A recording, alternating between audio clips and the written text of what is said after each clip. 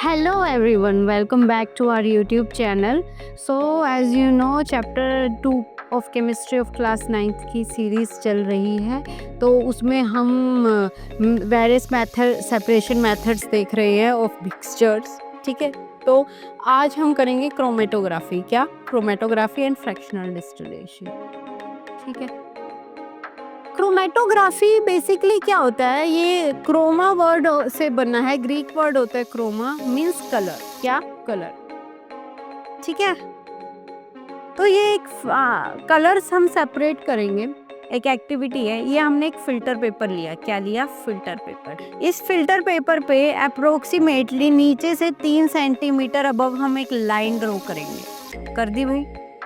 अब यहाँ पे हम जो ब्लैक मार्कर होता है ना, मार्कर, उससे एक डॉट लगाएंगे, उसकी एक इंक. ठीक है, स्केच पेन या मार्कर से हमने यहाँ पे डॉट लगाई. ठीक है, तो इंक आ गई. अब हम क्या करेंगे? इस इंक की कंपोनेंट्स को सेपरेट करेंगे. कैसे करेंगे? इसको हम ना वाटर में डिप करेंगे. इस फिल्टर पेपर को हम वाटर में डिप करेंगे. कहाँ तक डिप करेंगे? जस्ट कि ये यहाँ से जस्ट नीचे तक. ठीक है, ये यहाँ तक नहीं लेके आना आपको वाटर लेवल. ये वाटर लेवल मेक श्योर कि इसको टच ना हो. ठीक है, आप यहाँ तक लेकर आओगे, नीचे तक. ठीक है, देखो जस्ट इसके नीचे तक. अब क्या होगा? फिल्टर पेपर ना वाटर एब्जॉर्ब करेगा. फिल्टर पेपर क्या करेगा? Water absorb. तो ये इंक होगी, ये भी वाटर एब्जॉर्ब करेगी. यस और नो? तो ये इंक भी वाटर एब्जॉर्ब करेगी.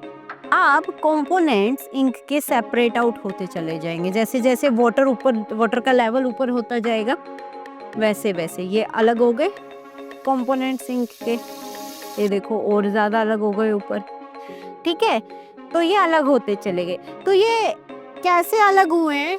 जो कंपोनेंट ज्यादा सोल्यूबल है ना, वो ज्यादा जल्दी राइज करेगा ऊपर की तरफ. The component of ink which is more soluble in water rises faster. Okay? तो आप ये कह सकते हो कि ये तीनों कलर हमें एक लाइन में क्यों नहीं मिले, ये ऐसे ऊपर नीचे क्यों मिले? तो जो ज़्यादा सोल्यूबल है वो ऊपर मिलेगा, जो कम सोल्यूबल है वो नीचे मिलेगा. Separation of components of ink is observed by colored spots.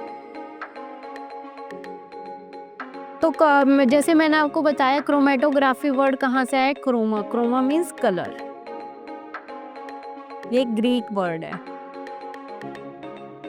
तो इस dye in black ink is a single colour. क्या सिंगल कलर था? हमने ब्लैक मार्कर से हमने उसको टच किया, वो ब्लैक इंक हमने फिल्टर पेपर पे लगाई, तो क्या वो सिंगल कलर था? नहीं, वो it was a mixture of colours. आपको अलग अलग कलर्स मिले उसमें.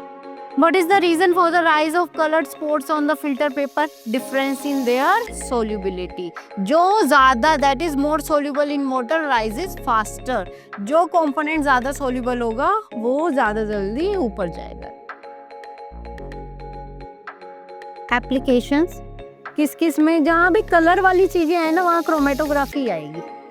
ठीक है, जैसे कि to separate colors in a dye, to separate pigments from natural colors, to separate drugs from blood. ये बहुत इंपॉर्टेंट है. ब्लड में से ड्रग्स को अलग करने के काम आती है कौन सी टेक्निक?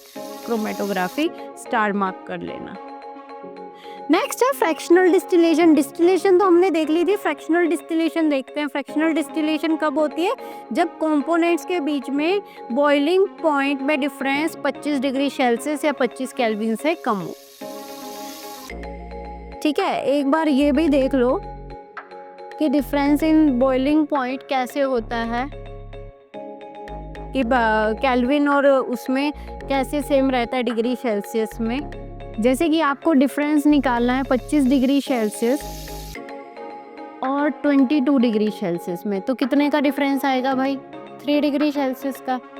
अब इसी को हम केल्विन में चेंज करते हैं. क्या करेंगे? 273 ऐड कर देंगे. 22 डिग्री को भी कर दो,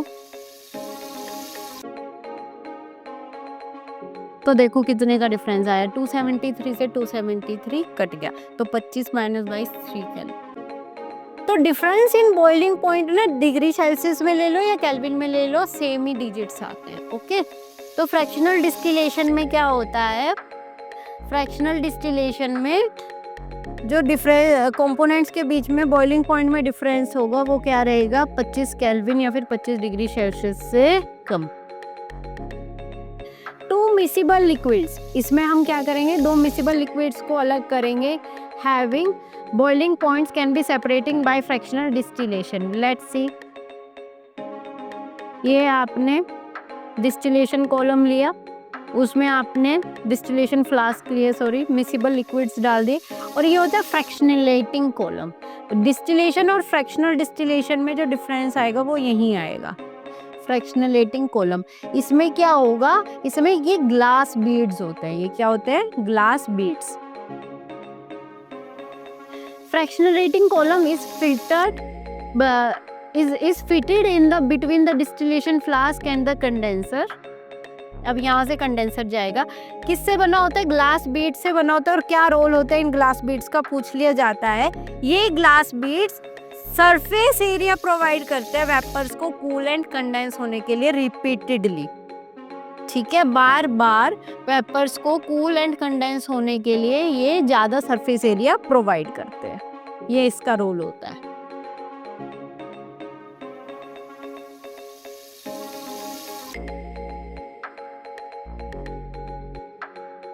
आपने ऑन किया, ये कंडेंसर लगाया, आपने बर्नर ऑन किया, तो जिसका बॉइलिंग पॉइंट कम होगा, जो ज़्यादा वॉलेटाइल होगा, वो ग्लास बीड्स में से कूल होता हुआ, ठीक है, आ जाएगा यहाँ पे।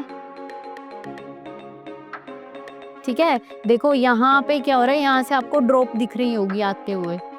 ठीक है, ये यहाँ से जा रहा है, कंडेंस हो रहे हैं, कूल हो रहे हैं, और फिर वापस से आ रहे हैं ड्रॉप्स बाय ड्रॉप्स।